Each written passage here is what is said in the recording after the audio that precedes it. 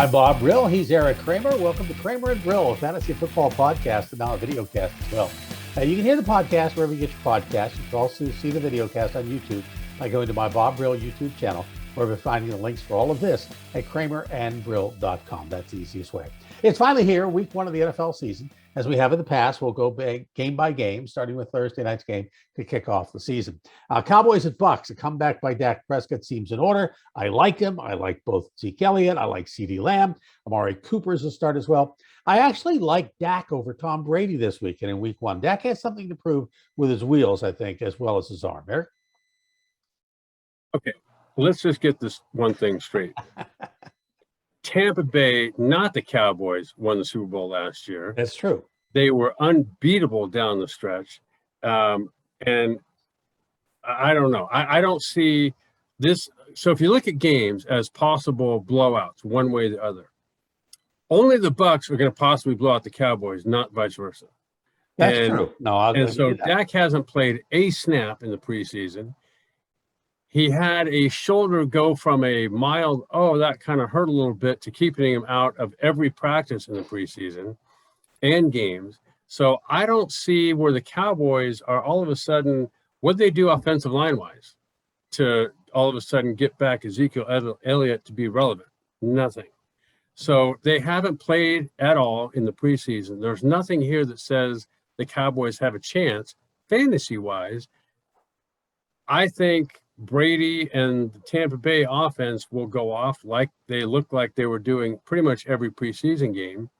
And I don't know. I mean, they've got everybody back. The coaching staff is solid. I don't see Tampa Bay really struggling in this one. I could be shocked, but I don't think I will be. So I think everybody that's got a Tampa Bay uniform on, that's a fantasy, choice. I don't think their running backs are, at least at this point in the season. But I would go with everybody in the passing game, including Tom Brady. Brady just usually starts off a little slow. I think that's where I'm going with this.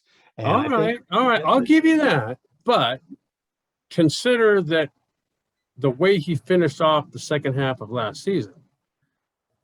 First half of the season, he's just learning a completely new offense, completely new players, all of which he's played a full season with now, including having that playbook. So I think this might be a little different start than what last year was for him. All right. Jags and Texans. Deshaun Watson is a sit. He's likely going to be a healthy scratch all season, which means Tyrod Taylor, Jeff Driscoll, and Ryan Finley. So I think there are many better options that you might have out there, which means I like nobody here. And it's on to the Trevor Lawrence show. I can't argue with you. Now finally Tyrod Taylor, although no one's going to have him playing this week, although he might not be a bad play, especially if your starting quarterback has a tough matchup. Like if your starting quarterback's Dak Prescott, I might think starting Tyrod Taylor this week because he's now going to get to play unlike last year, and he's a dual threat quarterback. He makes good decisions. He's a good player. I think nobody on the Jags is going to have, like, they're as bad as they were last year. This year, I think they have a good chance of being worse, just because everybody's new, including Trevor Lawrence and the head coach for the Jaguars. Well, I think, this is a game that everybody's going to watch. TV's going to cover it really heavily. I mean, due to the fact that it's Trevor Lawrence. And I think that's the game, here, and that's the play. I just don't see anything else coming from this game. Seahawks and Colts, want to jump down there. I'm really liking DK Metcalf, and you know that from last year. Really like Tyler Lockett, too. I mean, he's coming off for a second 1,000-yard year, teamed up with Russell Wilson. I'd play wait and see on both Will Dissly and Gerald Everett at tight end, who was acquired from the Rams over the offseason. And Chris Carson is a featured back here, and he's serviceable. He's definitely serviceable. Remember when the joke when Michael Jordan was in college, who's the only person who can hold Michael Jordan within under 20 points in a game? And the answer was Dean Smith.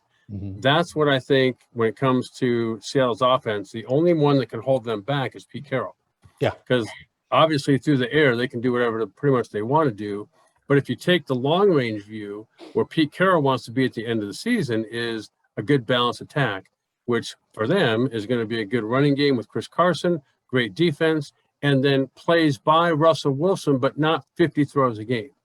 That's why I'd be a little leery of the Seattle passing game. Not that they won't get points, but they won't be, I don't think, at least to start the year, in Pete Carroll's mind, they don't want to be leading the league in passing. Good point. What about the Colts?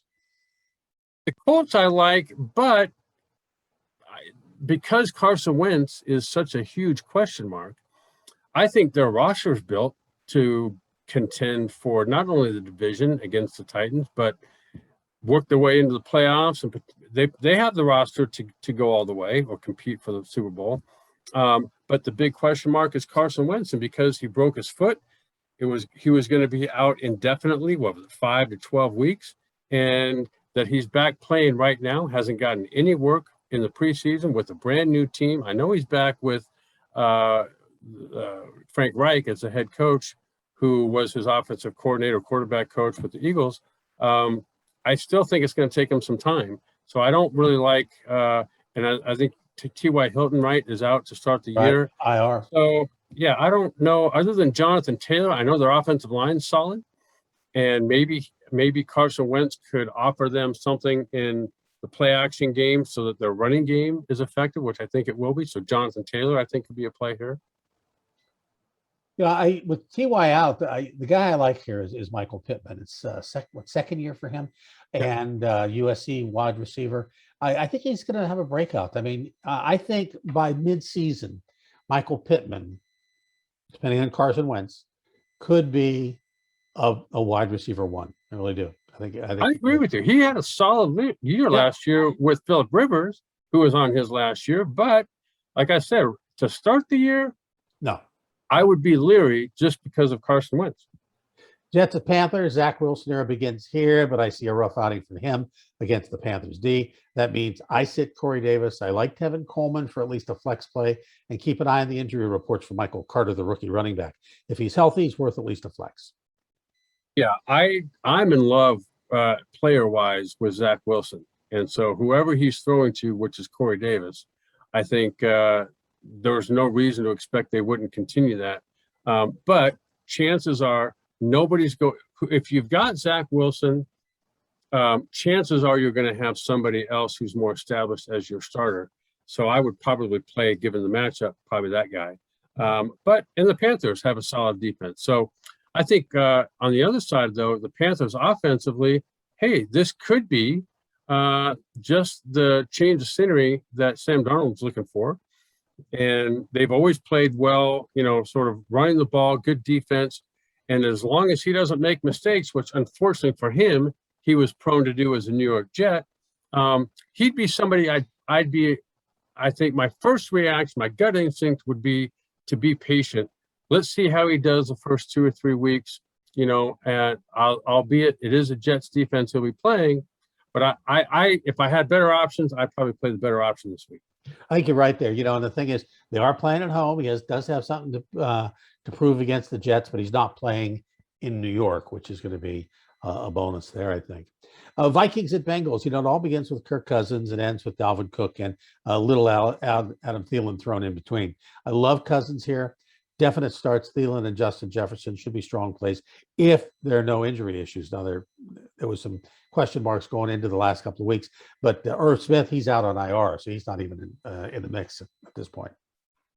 Yeah, I think that if you look at the Bengals side, Joe Burrow, the fact that he's not on the injury report, considered he's going to play, I thought last year he would win the Rookie of the Year award, and not Justin Herbert, but then he got hurt. But I think as terms of a guy that you can pretty much bank is going to be solid every week, it's him. He's got an added weapon this year in Jamar Chase, who I know struggled in the preseason. But I think T. Higgins is going to pick off from where he left off. Got a great running back in Joe Mixon. I like the Bengals, not necessarily to win the game, but I think fantasy-wise, I think they're going to put up numbers this year and pick up right where they left off before Joe Burrow got hurt. Cardinals and Titans, Kyler Murray, James Conner, and DeAndre Hopkins. They're all starts here. I like Conner at best as a flex play. It's going to be interesting to see. He's never really had that season, that breakout season with the Steelers, and now nobody picks him up until the very end, and he ends up signing with the Cardinals. So I think he's got something to prove. I think there's a good shot for him here. You can't pass on DeAndre Hopkins, but again, like with Lamar Jackson in Baltimore, Kyler Murray is probably the number one running back on the field at the time. Right, and they still have Kenyon Drake, or is he gone now? No, he's gone. Okay, well, to flip over to the Titans, the fact that they're at home, they have everybody back. Obviously, they lost Johnny Smith, but offensively, it all starts with Derrick Henry, a great offensive line. Now they've added Julio Jones to pair up with A.J. Brown. To me, Tannehill is probably the most underrated, successful quarterback in the NFL right now. A great threat himself to run the ball. So I like the Titans at home against the Cardinals. I think the Titans are teed up right now at this point in the season for Derrick Henry to possibly go off and have another great rushing year. I like everybody wearing a Titans uniform in terms of fantasy. I think you're right on there. 49ers at Lions. I'm liking Kittle certainly and the defense. I'm good on a flex play with Trey Sermon, the rookie. We'll see how much he plays. That's the only reason I got him as a flex. He could be a number one RB coming up there soon. I'm backing off Garoppolo and Trey Lawrence for now.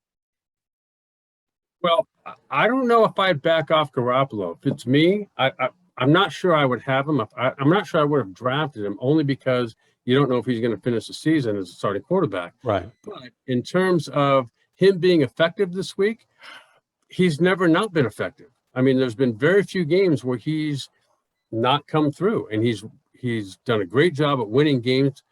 He's been part of a great team because they've had a great running game. They've had a great defense. They control both sides of the line of scrimmage. I think this is a very weak Lions team. So even though they're at home, I still give the edge to the 49ers. And remember, I mean, what's the guy? Deebo Samuel. Deebo Samuel, yeah. Another effective weapon for them. So I like the 49ers fantasy-wise and to win the game. One of the things that's interesting about this, I have to ask you about this. Jared Goff. Now, we talked about him in earlier shows, and the fact that he's now a Lion, and he's sort of in this ozone somewhere. He's not really, the key guy anymore. He's in transition, maybe. What does he look like against the 49ers this week? Well, so if you think back to when he was very effective, it was with the Rams. He was effective when they had a good running game. He had one of the best defenses in the game, getting them the ball back in good field position often. He was taking advantage of the running game by having a great play action game with the waggles and the bootlegs. But on the downside, he had a tough time getting the ball downfield, dropping back to throw, as you might remember in the Super Bowl. Mm-hmm. And so I think Jared Goff, as long as he goes into games thinking just be efficient, get the ball out quick, make good decisions, be accurate. The problem is he might find himself in a game against the 49ers to start out where he's having to score-wise keep up with the 49ers offense, which is really not Jared Goff's game. At least that's not what I've seen so far as a pro. And he's not going to have, with the Lions, he's not going to have that defense. Offensive line-wise, he's not going to have what he had with the Rams. So I don't know what he's going to be with the Lions. I'm thinking if I'm Jared Goff, the way I would go into it is, what do I do well? I want to anticipate throws. Remember last year, he finished the season beating the Seahawks with a damaged thumb, where they weren't sure if he was going to even start or not. He came in, he played well. And so I think if he has learned anything, you got to be physically and mentally tough. Games aren't always going to go just from start to finish like in one steady ascent. There's going to be ups, there's going to be downs. Can you mellow things out and make the next good decision? That's what I'm hoping I see out of Jared Goff this week. I don't know if that's going to translate into him or the people around him being great fantasy picks, though. This next game, I think, is going to see a lot of starting players. for fantasy coaches. I mean, it's the Steelers at the Bills, and it's a Steelers get to open against a solid playoff opponent. Najee Harris would definitely start here. Pittsburgh thinks he's everything they thought he was.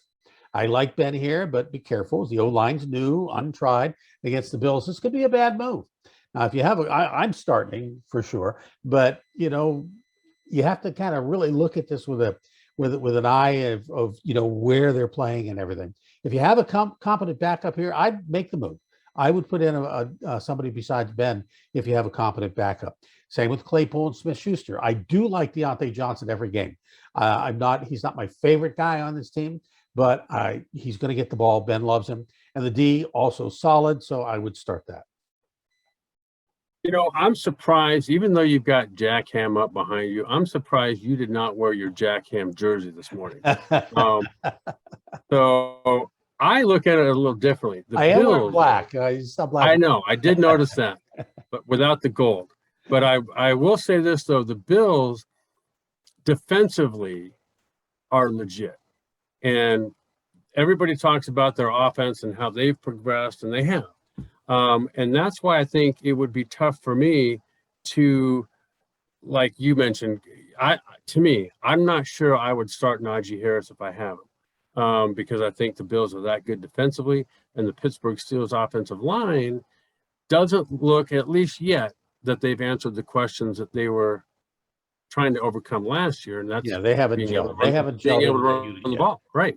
Yeah. Whereas I look at the Bills, just the opposite. I think offensively and defensively, they're legit. And if I have any of their players, which, list as I'm thinking about them, I can't think of one that I wouldn't play. Because as far as I know, TJ Watt is not yet back playing. Right. And so defensively, the Pittsburgh Steelers are good, but I don't think they are today what they once were. So I think the Bills' offense, the players they have offensively, are better than what they're going to come up against in Pittsburgh in terms of fantasy production. So I would go with whoever I had with the Bills offensively in fantasy. And TJ Watt makes the secondary that much better. I mean, he makes Minkah Fitzpatrick better. He makes everybody back there better. And they've had some changes in that defensive backfield this year. So it's going to be interesting to see what's happening. I know the Steelers will always want to get done those contracts before the first game because they don't like to negotiate during the season. And, they've got Fitzpatrick coming up next year for his contract. So that's kind of where the problem is here. Is they're trying to figure out how much they can give anybody of that caliber. Let's jump over to the Browns and Chiefs. I see a tough day for the Brownies. I see Baker Mayfield having a tough day. That means a difficult day for Beckham, Landry, but also good days for Chubb and Hunt, who I would start at RB1. No, this could be the matchup in the AFC Championship game this year. So I don't see the Browns actually, even though it's in Arrowhead. I don't see the Browns. I think this is a game the Browns could and should win. I think they're building on what last year as an 11-5 team, games they probably could have won like Baltimore, and increased their record even better. I think the combination of Kevin Stefanski and what they're building, not only offensively, but defensively as well, I think has every bit the chance to slow down the Chiefs. And to me, if I'm betting this game, I don't know what the point spread is, but I think the Browns have a legit chance of winning this game outright. And I think offensively, I think the Browns run the ball great. So I have no problem playing Nick Chubb or who's the guy they ended up getting from the Chiefs? Yeah. I could never think of his name either. Whatever his name is, that guy's legit too. So I think that, Beckham and Landry, I would go. I think they're going to have the Browns. I think are going to score 30 points in this game. So I would start pretty much any offensive guy I had with the Browns. Guy you're thinking of is Hunt. Kareem Hunt, correct. Yes. So let's move to the Sunday night game, because waiting in the wings to join us is Jeff Biggs. Jeff covers the Rams, and Jeff, welcome back to the show. We had you on a couple of months ago. So the Rams have a whole new cast with Matt Stafford, now Sony Michelle. What are the fantasy prospects here? Well, I think Rams fans are hoping that they're going to be really big, and when you really take a look at it, there's a lot on the plate. There's a lot to offer. I mean, you've got Sony Michelle, as you mentioned. We'll see what kind of impact that Darrell Henderson's going to have in the backfield as well, because he's essentially going to be kind of fighting to keep his job. And then when you look at the receiving core, they have the big home run threat that they've been lacking in Deshaun Jackson, who's going to join Robert Woods and Cooper Kupp. And of course, they have, I think, one of the more underrated and yet emerging tight ends in Higbee. So I think Tyler Higbee. So between that group, I mean, there's plenty for Matthew Stafford to work with. And again, like I said, they're going to have that home run threat, which is something they've been lacking the last couple of seasons, or at least it's felt that way. And one other name to throw out that could be, a sleeper for everybody, but especially Rams fans. I know Rams fans are excited and they want to see what he can do, and that's the second-year receiver Van Jefferson. So really excited to see what he can bring to the mix. And again, when you're a fan and you're excited about your team's prospects, you just want to see all that come to fruition. You want to see the team play their best and everybody kind of fire on all cylinders. And it seems like this Rams offense, a couple of years have just it hasn't happened, whether it's been due to injuries or inconsistent play from Jared Goff. We've been kind of waiting for this team to bounce back. And I think this is a big year across the board for a lot of people, especially Sean McVay. I agree with Jeff here. In the beginning of last year, to me, McVay looked on a mission. The offense looked good. The running the ball well. Play action game was going great. It just looked like they kind of got off kilter a little bit in the midway part of the season, which I think now Stafford gives them the guy that's going to be able to distribute the ball in a way that they haven't had there in quite a while, if ever. And so I think that that's what I think the Rams defense is going to face. Offensively, the Bears defense. The Rams defense itself, number one in the league last year, and they're probably stronger this coming year than they were last year. So I think that the Bears are going to have to overcome what throughout the preseason looked to be a very porous, non-cohesive unit up front on the line. And damn near got Justin Fields' head knocked off one game against the Bills. And I think that's what, Bear fans are going, oh my God, we've got some talent around whoever's throwing the ball. Is our offensive line good enough to establish that running game? They've obviously, Montgomery is an excellent and I think budding great running back that's proven he can catch the ball too. But offensive line, are they going to have the answers up front to keep Aaron Donald at bay, not only in the running game, but the passing game as well, Brockers and the rest of that defense? That, I think, is going to be the biggest question mark for the Bears. And I'm not sure on the road, game one, they're going to have the answers for that. One of the things, Jeff, I wanted to talk to you about was, the Rams lost both Cam Akers out for the season, and Xavier Jones, who was a promising running back, was coming up. So they go out and get Sony Michelle. Now, Sony Michelle was not really the number one back in New England. Of course, last year, Cam Newton was the number one back in New England, but he's never really been that number one guy. Do you see him as an RB1? Hard to say, Bob. I think the best case scenario would be yes, and as a fan, I'm hoping that's the case. I think there are a couple of ways to look at it. Number one, to your point, you can say, well, I mean, immediately when I heard the deal, my natural inclination was, hey, wait a minute. Anytime Bill Belichick wants to get rid of a player, that's probably not good. That's probably that's true. So if Bill Belichick doesn't want him, then what does that say? But but with that said, I get it because they're loaded, and he really was expendable, and they kind of made the decision that they loved him the first year and a half, first couple of years, but then he was injury prone, and they just decided to go in a different direction, and that's fine. That's part of the NFL.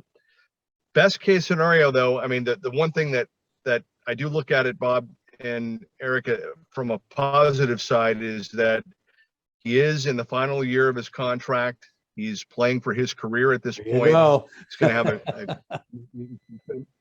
couldn't ask for a better opportunity to show yourself, new situation, new team, great environment. So all the positives are there, and now it's up to him to show, hey, I'm not injury prone. I'm not a bust. I really am that guy that I was the first couple of years in New England. Will that be enough?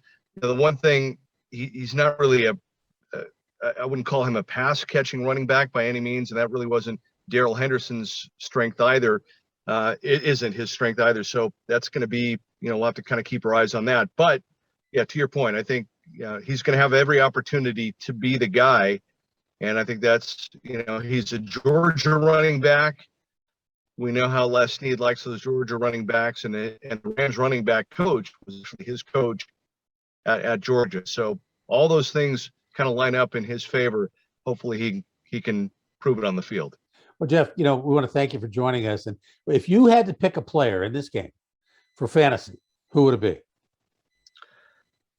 I'm expecting just for this game. I mean, I'm expecting big seasons from a lot of those guys that I mentioned, but I think we're going to have a couple of big home runs to the new addition to Deshaun Jackson of the Rams. I think we're going to see Stafford go deep a couple times, show off that arm, show off that offense, and have a couple of really, really big home runs. I'm expecting a monster debut in prime time, fans, SoFi Stadium, big time lights, Sunday Night Football. I'm expecting Stafford and Deshaun Jackson to really have a big game.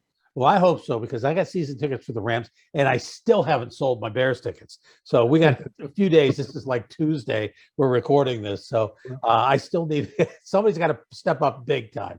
So well, I know Eric's got the Charger tickets, but maybe. Well, yeah. See, the thing is, he's got Steeler tickets, and he keeps asking me about that, right? But his tickets are on the 50-yard line. Mine are on side end zone. So there's a big difference in the price. I don't think he wants to swap straight out. I would hope the Bears. I hope the Bears would maybe throw him a bone and give him a pair. Well, I wish I could go to the game. Unfortunately, I've got other commitment that day, but that would be a great game to go to for sure. At least, and I'm kind of like with you, Jeff. I think the Rams. This is going to be a hard game for them not to win. Yeah, well said. All right, hey Jeff, thanks for joining us. We're gonna let you go now and get back to your the rest of your day. See you next time, dude. All right, guys. Thank you. Loved it. Hope we can do it again. Thank you. You got it. Thanks, Jeff. All right, let's jump back into the games. We left off with the Packers and Saints. Now, my question is here, will the real Aaron Rodgers please stand up? We're going to see what kind of season of controversy and what that does for the morale here. I'm guessing not too much either way. So I'm saying anybody on the Packers, start them if you got them. Yeah, I would think so. I mean, that's a great Saints defense they're going to be playing, but the Packers don't seem to get slowed down by excellent defenses, especially now. They lost Corey Linsley, their great center, but I think they've just retooled offensively, and they've signed pretty much all their playmakers back. And there's a big signing, I think, to get Aaron Jones back. Aaron Rodgers has been doing this too long to get slowed down. The biggest question mark going into this game I have is Jameis Winston. And I think that I don't think, from what I've seen so far in the preseason, that would include last season, I think the biggest influence on his career is going to be the former Chicago Bears replacement player quarterback, Sean Payton, who I think is a phenomenal offensive mind. Head coach, obviously, has won a Super Bowl.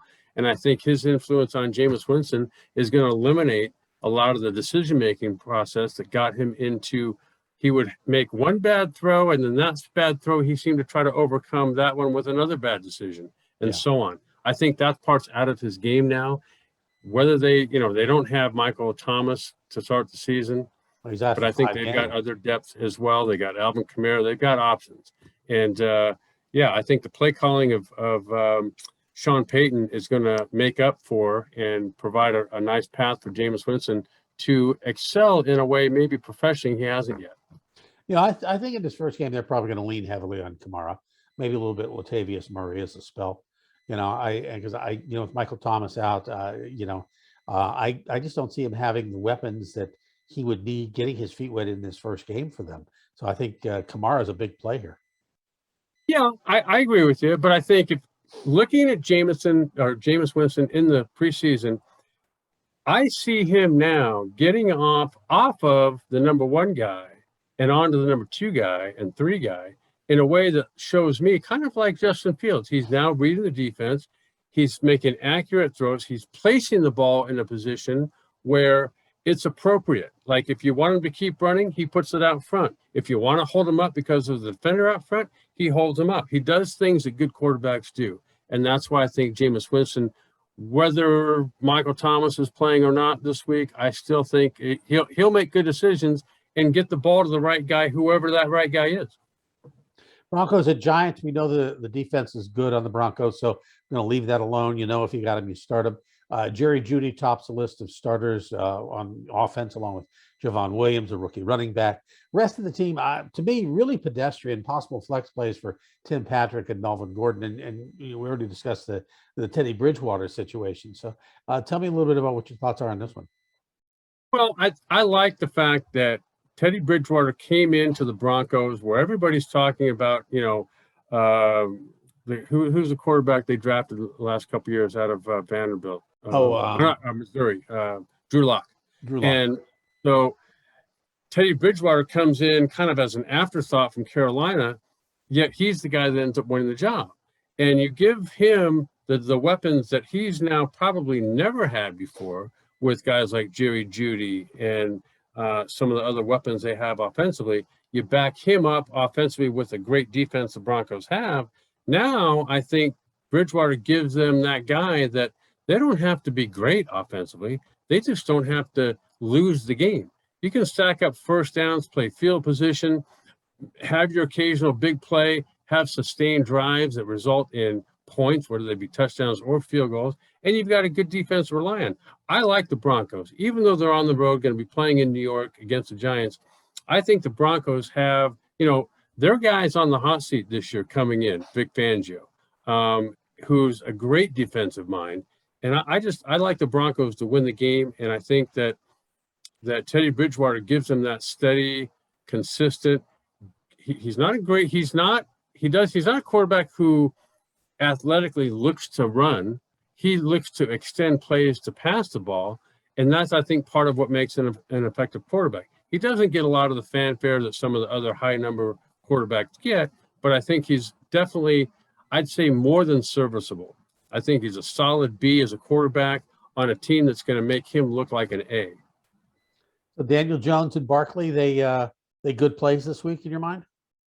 Barkley's got a big question mark because he's coming off a torn ACL, but I would like to see him kind of get going a little bit. If I had drafted him, or if he was on my already team that would be from a dynasty league, I'm not sure I'd play him against this defense. I'd want to make sure he was, could make all the moves and the cuts and catch the ball and all the things he's done in the past, maybe at least a week before I'd look for him to be the right matchup. What about Daniel Jones? Is he ready?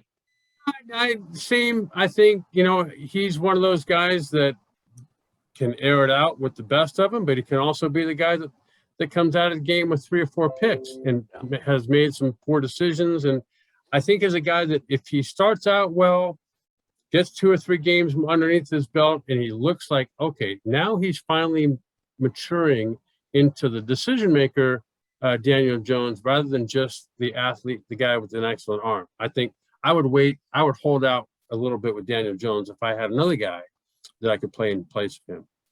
Especially against this Broncos defense. Yeah. Dolphins and Patriots, you got Jason Sanders, top kicker around. Rookies like Waddle are starters. I could get behind. I also like Devonta Parker, but I'm still not sold on Tua. I don't know what it is. I just am not. So I know he's making progress. He's been playing well. Well, what? Just a week ago, Brian Flores wasn't sold on Tua in terms of talking about whether Deshaun Watson is going to come. I think, as we've mentioned, that the Patriots look to me like. Think about the way they started last year. They destroyed the Dolphins opening game. Then the Dolphins come back midway in the season and destroy the Patriots. But I think the Patriots have done enough, at least to me, in terms of what they've put around, not just offensively. They added a couple of great tight ends in Jonnu Smith and Hunter Henry. But their defense also got better. And they've got probably in Bill Belichick and that staff, one of the best coaching staffs, if not the best in the NFL. I like the Patriots to have made up ground against the Dolphins. And like you said, with questions about Tua, yes, he's looked good at times in the preseason, but you just don't know. And if you match up, here's Brian Flores coming from coaching with Bill Belichick all those years. Okay, you've kind of got the young upstart Dolphins with kind of the Patriot way and the Patriot background playing the Patriots, who now look to be rejuvenated. I think I'd take the Patriots. I love what Mac Jones has brought them this preseason in terms of he looks like a very solid. He looks just the Mac Jones that was Alabama. He looks like the Mac Jones that's now with the Patriots running the same offense. And I like what he brings. And now that they've added some of the other dimensions they have, I like the Patriots in this one. Monday night, Ravens and Raiders. We may get to see Le'Veon Bell here. He's been invited to try out with the Ravens along with Devonta Smith. Both older players, but Ravens have few running backs without injuries. Justin Hill just went down. So, but you got to like Lamar Jackson. So who needs a running back, right? Gus Edwards is their other running back. He's worth a flex look. And obviously you're going to play the Ravens defense. And they got a great tight end too. So. Well, and if you flip over to the other side, you've got the Raiders who, they beat the Chiefs last year. And they played well in the other game that they lost against the Chiefs. And I think offensively, they're looking to make that next step. Gruden, when he left coaching for the booth, was one of the better offensive coordinators in the game. So I think that, the Raiders have weapons too. And yes, the Ravens have a great defense, but the Raiders have some great weapons, starting with Darren Waller and Jacobs and Henry Ruggs. Will he develop into that downfield consistent threat that he looked to be coming out of Alabama? And then you got Derek Carr. So this is going to be a great matchup to me. The Raiders, both the Ravens and the Raiders, have something to prove this game. And on Monday night, sparks are going to fly. All right, there you have it. Kramer and Brill, Fantasy Football Podcast, now a video cast as well. Hear the podcast on iTunes, Stitcher, Libsyn, Odyssey, wherever you get your podcast. And now you can also see the video cast on YouTube by going to my Bob Brill YouTube channel or by finding the links for all of this at kramerandbrill.com. That's the easiest way. For our guest, Jeff Biggs, my friend and colleague, Eric Kramer, I'm Bob Brill, and we'll see you next time.